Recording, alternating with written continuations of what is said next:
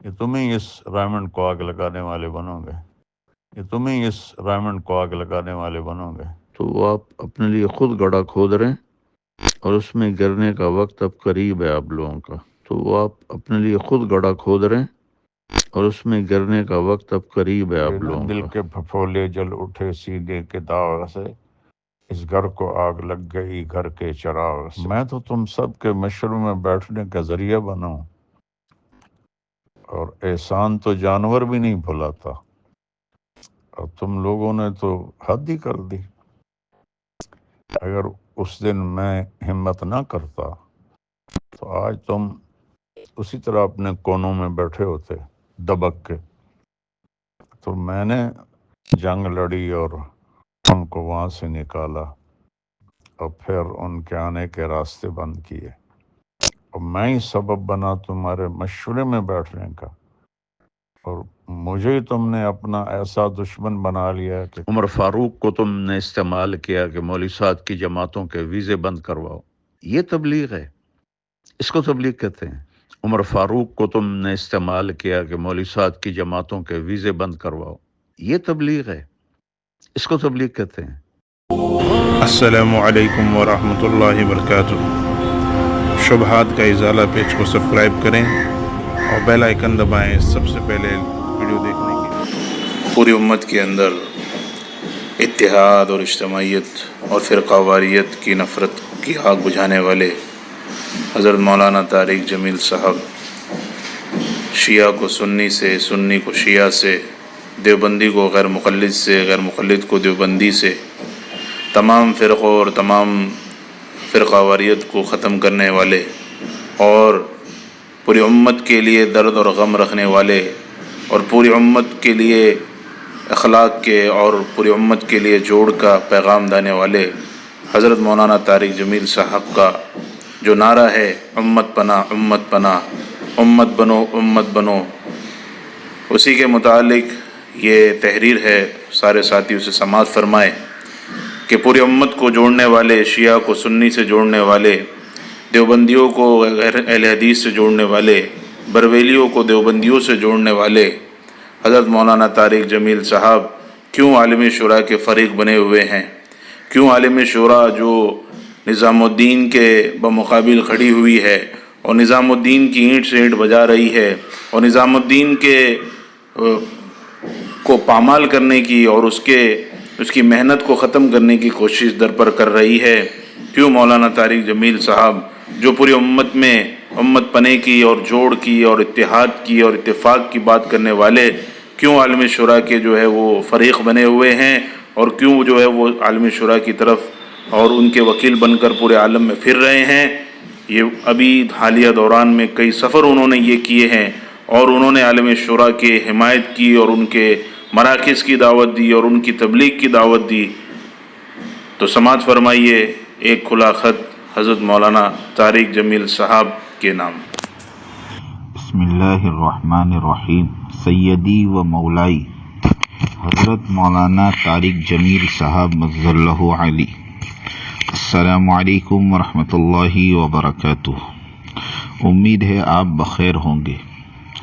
آج سے 3 سال پہلے آپ نے شورا کے متعلق ایک ویڈیو جاری کی تھی جو خاص طور پر ہندوستان کے مسلمانوں پر بم بن کر گری۔ اس ویڈیو سے ہمیں فوراً محسوس ہو گیا تھا کہ آپ حضرات کو دھوکے میں رکھا گیا اور مس گائیڈ کیا گیا۔ اس ویڈیو کو سن کر ایسا محسوس ہوا کہ آپ سے خوب جھوٹ بولا گیا اور جھوٹ بول بول کر آپ کو استعمال کیا گیا۔ بدقسمتی سے آپ استعمال بھی ہو گئے، جس کی تصدیق آپ نے خود کی ہے کہ شورا بنانے میں آپ خود شریک رہے۔ آپ نے اسی ویڈیو میں یہ بھی کہا کہ ہندوستان میں بہت زیادہ تفریق ہو رہی تھی، اسے ختم کرنے کے لیے آپ حضرات نے شورا بنائی، اور یہ بھی کہ حاجی صاحب نے آپ سے فرمایا کہ میں نے عالمی شورا نہیں بنائی بلکہ مولانا انعام الحسن صاحب رحمۃ اللہ علیہ والی شورا کی تکمیل کی ہے۔ مشورے کی کلپ محفوظ ہے جس میں احمد لاٹ صاحب کی ٹیم پرزور مطالبہ کر رہی ہے کہ حضرت جی والی شورا کی تکمیل کی جائے۔ حضرت جی انعام الحسن صاحب رحمۃ اللہ علیہ والی شورا میں کل 10 اکابرین شامل تھے۔ 1995 سے 2015 تک 20 سال میں ایک ایک کر کے 8 اکابر دنیا سے چلے گئے۔ گزشتہ 20 سالوں میں 8 افراد کے کم ہو جانے پر ان حضرات کو شورا کی تکمیل کا خیال گزشتہ 20 سالوں سے کیوں نہ آیا؟ مولانا سعد صاحب کا انتخاب تو من جانب اللہ ہوا۔ انہوں نے مولانا زبیر الحسن صاحب رحمۃ اللہ علیہ کو نعوذ باللہ قتل کر کے امارت پر قبضہ نہیں کیا۔ اگر آج زبیر الحسن رحمۃ اللہ علیہ باحیات ہوتے اور مولانا سعد صاحب نہ ہوتے تو زبیر الحسن صاحب ہی نظام الدین میں ذمہ دار ہوتے۔ مشورہ کائے کا ذمہ دار تو 1995 سے طے ہیں۔ ہاں اس وقت شریک تھے، اب تنہا بچے، وہ ذمہ دار بنے نہیں بلکہ ذمہ دار بچے ہیں۔ مولانا احمد لاٹ صاحب اور ان کے ساتھیوں نے رائے ونڈ میں 100% جھوٹ بولا تھا کہ ہندوستان میں کام تفریق کا شکار ہو رہا ہے۔ کوئی تفریق نہیں تھی۔ شورائی فرقے کے قیام کے بعد زیادہ تفریق ہوئی یا پہلے زیادہ تفریق تھی، یہ آپ سے بہتر کون جان سکتا ہے، کیونکہ آپ ساری دنیا میں سفر کرتے رہتے ہیں۔ جھوٹ بول کر آپ حضرات کو استعمال کیا گیا۔ آپ حضرات بھی ان کے ارادوں سے بے خبر تھے اور استعمال ہوئے۔ پوری دنیا اس بات کی گواہی دے گی کہ تفریق تو شورا بننے کے بعد شروع ہوئی، نہ کہ پہلے، اور اب مکمل ایک فرقہ بن چکا ہے اور شورائی فرقے کے بانیان میں آپ بھی شامل ہیں۔ آپ ہی کو سب سے آگے کیا گیا۔ اس شورائی فرقے کے وجود میں آپ نے بھی پورا حصہ لیا۔ میں نے سنا کہ آپ نے حقیقت معلوم ہونے پر مولانا سعد صاحب سے معذرت کی ہے، واللہ اعلم۔ ایک پرانی تحریر آپ کی نظر سے ضرور گزری ہوگی، جس پر حاجی صاحب، بھائی افضل، زبیر الحسن رحمۃ اللہ علیہ اور مولانا سعد صاحب کے اس بات پر دستخط ہے کہ کوئی بھی نیا فیصلہ انعام الحسن کی شورا کے اتفاق کے بغیر نہیں کیا جائے گا۔ تو پھر حاجی صاحب اور مولانا سعد صاحب دونوں حضرات کے اتفاق کے بغیر شورا بن کیسے سکتی تھی اور اس کو تسلیم کیسے کیا جا سکتا ہے، جبکہ ان دونوں حضرات کے بھی اس تحریر پر دستخط نہیں ہے؟ مولانا سعد صاحب اور حاجی صاحب۔ شورا بنے یا نہ بنے، اس میں کس کو شامل کیا جائے، اس کا اختیار صرف حاجی صاحب اور مولانا سعد صاحب کو تھا، مگر آپ کے بقول شورا کے افراد کا تعین آپ حضرات نے کیا۔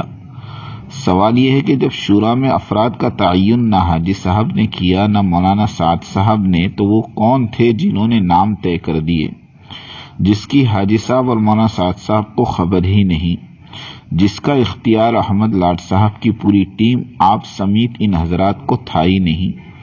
آپ حضرات دونوں اکابر کو ضرور رائے دے سکتے تھے کہ شورا بنے یا نہ بنے، یا کون کون شامل ہو کون نہیں۔ ان دونوں اکابر کا اختیار تھا، جسے چاہتے رکھتے یا نہ رکھتے۔ آپ حضرات کو تعین کا اختیار نہیں تھا۔ رائے ونڈ نظام الدین کے تابع ہے بلکہ تھا، پر نظام الدین رائے ونڈ کے تابع ہرگز نہیں۔ نظام الدین میں شورا ہو یا نہ ہو، اس کا فیصلہ رائے ونڈ میں کیسے ہو سکتا ہے؟ ہاں، رائے ونڈ سے ایک تجویز یا رائے دی جا سکتی تھی، لیکن رائے ونڈ کے فرمان کا نظام الدین میں نفاذ ہر قیمت پر ہو، یہ بھی ناقابل فہم ہے۔ مولانا ابو الحسن علی ندوی رحمۃ اللہ علیہ نے انعام الحسن صاحب رحمۃ اللہ علیہ کے انتقال کے بعد سنا کہ نظام الدین سے لوگ رائے ونڈ جا رہے ہیں امیر کے مشورے کے لیے۔ علی میاں کہیں سفر میں تھے، وہیں سے فوراً ایک خط لکھ کر نظام الدین روانہ کیا کہ اس کا مشورہ تو نظام الدین ہی میں ہونا چاہیے، آپ حضرات اس کے مشورے کے لیے رائے ونڈ ہرگز نہ جائیں، ورنہ نظام الدین کی مرکزیت ختم ہو کر رہ جائے گی۔ وہ خط دیکھنے کے بعد رائے ونڈ جانے کا فیصلہ رد کر دیا گیا اور انعام الحسن رحمۃ اللہ علیہ کے بعد ذمہ دار کا مشورہ نظام الدین میں ہی ہوا، اور اعلان بھی، یہ خط بھی آپ کی نظر سے ضرور گزرا ہوگا جو چھپا ہوا ہے۔ آپ اور احمد لاٹ صاحبان حاجی صاحب اور مولانا سعد صاحب کے تابع تھے، نہ کہ یہ لوگ آپ کے تابع۔ اس کہانی کو سن کر ایسا لگتا ہے کہ مامور امیر بن گئے اور امیر مجبور۔ سعد صاحب کو 1995 میں سارے اکابرین نے مشورے سے ذمہ داروں میں یا شورا میں شامل فرمایا تھا۔ ان کی اطاعت احمد لاٹ صاحب ان کے ساتھیوں پر واجب تھی۔ بقول سعید احمد خان صاحب رحمۃ اللہ علیہ کے جب تک کفر کرنا حکم دے ذمہ دار کی اطاعت واجب ہے، بجائے اطاعت کے ذمہ دار کو ہی معزول کر دیا گیا۔ مولانا سعد صاحب نے اس مشورے میں 2 باتیں کہی تھیں۔ حاجی صاحب، آپ میرے دادا سے بھی بڑے ہیں، میں آپ کا بہت احترام کرتا ہوں، لیکن نظام الدین رائے ونڈ کے تابع نہیں ہیں، دنیا میں کون اس سے اختلاف کر سکتا ہے۔ نمبر 2، ہم واپس جا کر نظام الدین کی شورا بنا دیں گے۔ چند روز بعد ملکی مشورے میں ان تمام حضرات کی موجودگی میں جو آج نظام الدین کی اینٹ سے اینٹ بجا رہے ہیں، نظام الدین کی شورا بنائی، جسے فاروق بنگلوری صاحب نے اپنے ہاتھوں سے تحریر فرمایا۔ احمد لاٹ صاحب اور مولانا ابراہیم صاحب سمیت سب نے بخوشی دستخط بھی کیے۔ اس کے بعد کیوں مرکز سے چلے گئے؟ اصل مقصد تو شورا یا مرکز تھا ہی نہیں، ان کا مقصد مولانا سعد صاحب کو معزول کر کے مرکز پر قبضہ جمانا تھا، جو ان کے مطالبے سے صاف ظاہر ہے کہ شورا کے ہم تمام ساتھی باری باری امیر بنیں گے۔ ان حضرات کی ایک شرط یہ بھی تھی کہ کوئی نئی بات نہیں چلے گی، اکابر ثلاثہ کے نہج پر ہی کام ہوگا۔ تو یہ بدل بدل کر امیر کس کی نہج ہے؟ صحابہ کرام کی تاریخ میں یا اکابر ثلاثہ کی تاریخ میں کوئی مثال، یا مسلمانوں کی تاریخ میں اس کی کوئی مثال موجود ہے؟ یہاں تک بھی بات کچھ حد تک ٹھیک تھی، اصل دردناک کہانی تو اس کے بعد شروع ہوئی۔ ان حضرات نے مرکز چھوڑا، اس کے بعد پورے ملک میں ہر حلقے میں نظام الدین کے خلاف جوڑ اور اجتماعات کرنا شروع کیا، تاکہ سعد صاحب کے خلاف بغاوت پر ساتھیوں کو اکسایا جا سکے۔ ملک بھر میں ضلع ضلع، حلقہ حلقہ، قریہ قریہ، صوبہ صوبہ خوب اجتماعات ہوئے۔ مولانا سعد صاحب اور نظام الدین کے خلاف بے شمار الزامات، تہمتیں لگائی گئی۔ احمد لاٹ صاحب اور فاروق بنگلوری کے بیانات محفوظ ہے، جو ناقابل سماعت ہے۔ حد تو یہاں تک ہوئی کہ عمومی مجمع میں بھی، فجر کے عمومی بیان میں بھی بہتان اور الزامات کی بارش برساتے رہے، لیکن پھر بھی کچھ ہاتھ نہ آیا۔ صرف گجراتیوں کے علاوہ باقی 28 صوبے کے ساتھیوں نے بغاوت کی باتوں پر کان نہ دھرا۔ اسی دوران بار بار غیر شرعی شرائط بھی پیش کی جاتی رہی کہ ہم سب نظام الدین جانے کو تیار ہی نہیں بلکہ بے چین ہیں، اگر سعد صاحب ہماری شرائط منظور فرما لے۔ بدل بدل کر ہم سب ساتھیوں کو امارت پارلیمانی نظام، یعنی جب تک شورا کی اکثریت منظوری نہ دے کوئی بل پاس نہیں ہوگا، ہمیں ویٹو پاور حاصل ہوگا، جب چاہیں جس بل پر ویٹو کر دیں اور امیر کو منہ کی کھانی پڑے۔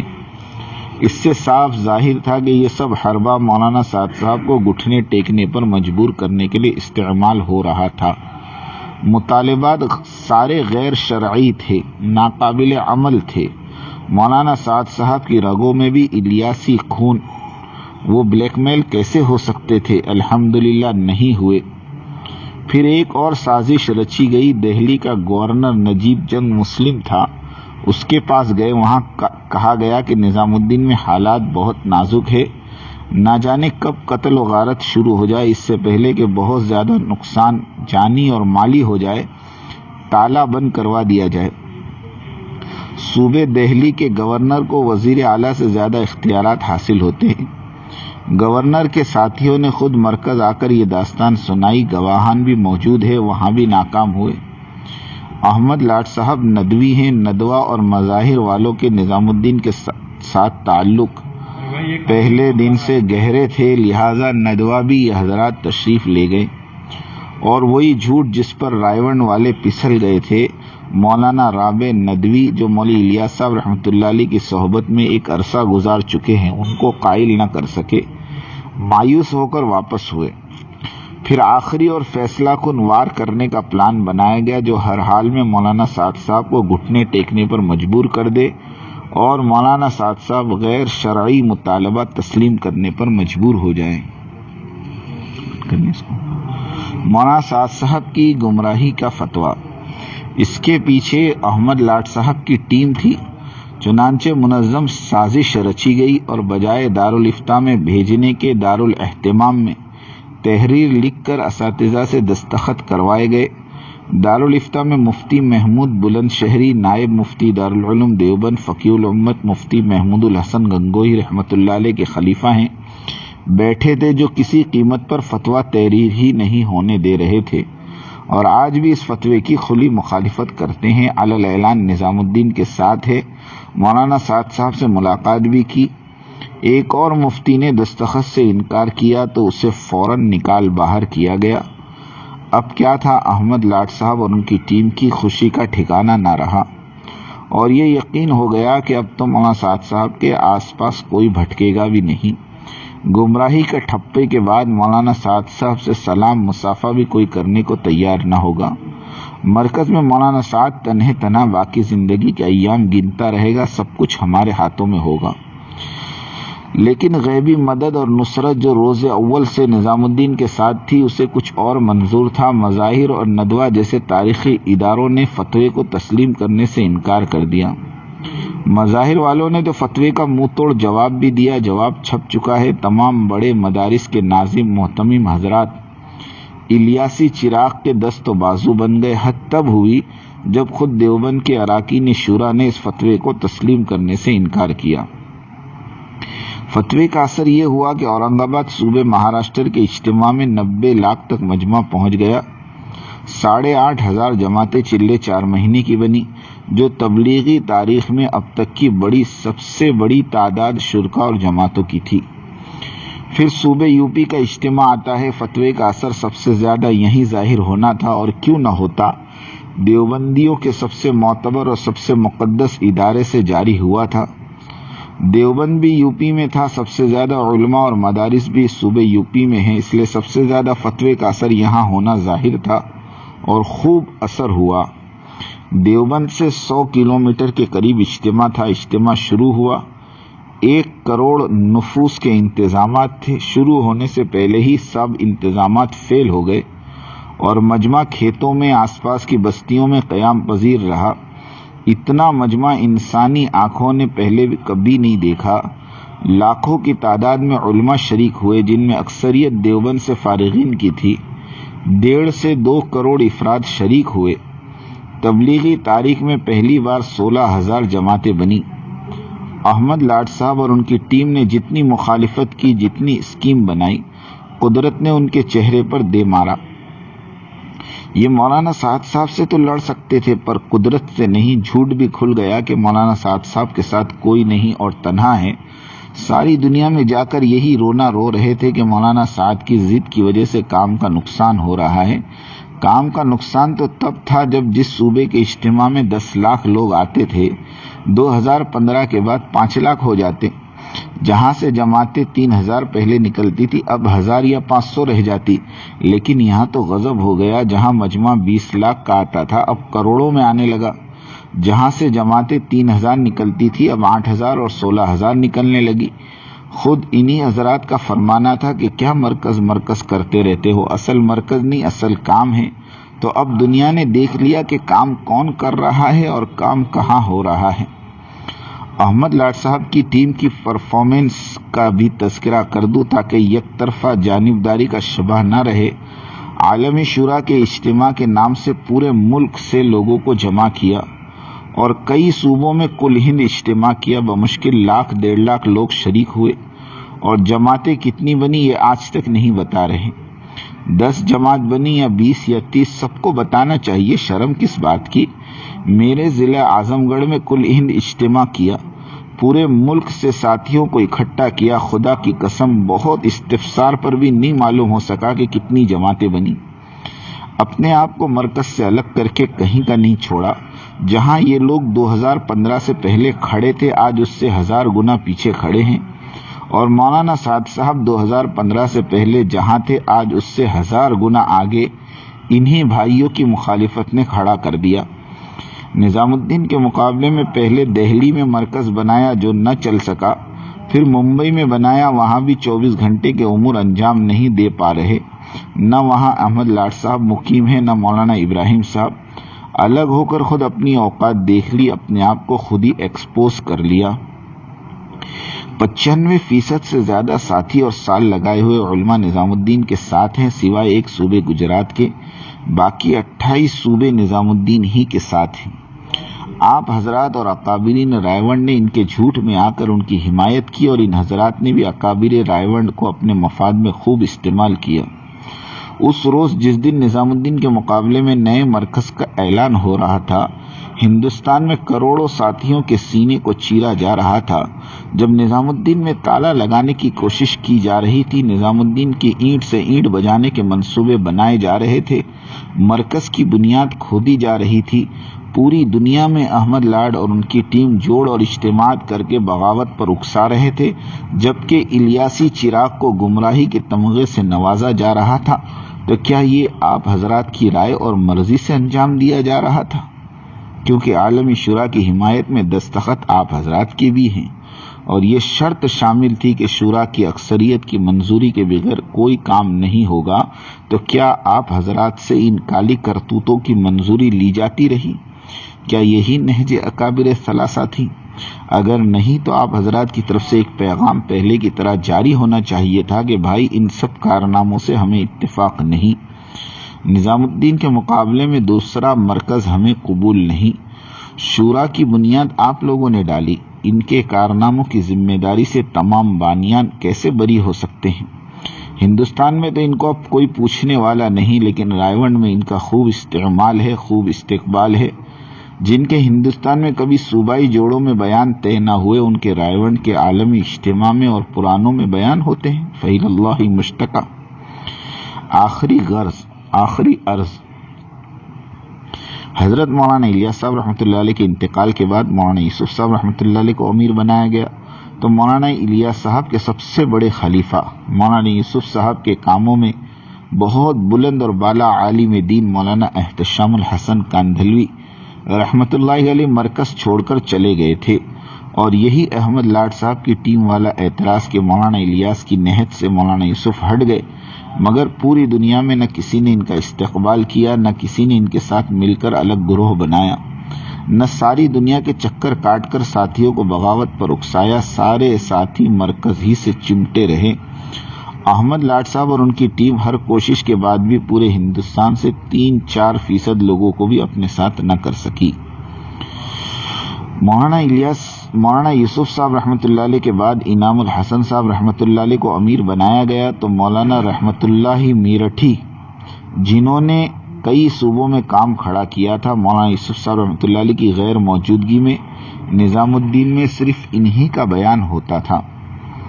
ہم نے سنا کہ ایسا بیان کرتے کہ لوگ بے ہوش ہو جاتے ان کے بیان میں۔